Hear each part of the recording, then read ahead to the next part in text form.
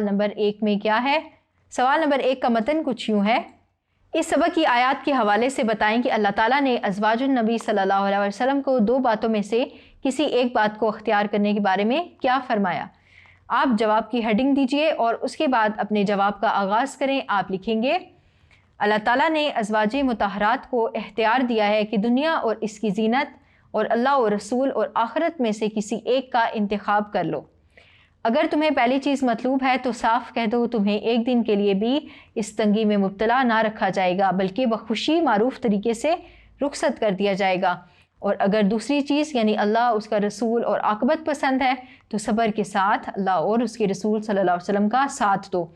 تو آیت مبارکہ کی روشنی میں 2 باتوں میں اختیار دیا گیا تھا: دنیا اور اس کی متاع، یا اللہ اور اس کا رسول اور آخرت۔ امید کرتی ہوں آپ کو یہ جواب سمجھ میں آ گیا ہوگا۔ آئیے بڑھتے ہیں سوال نمبر 2 کی طرف۔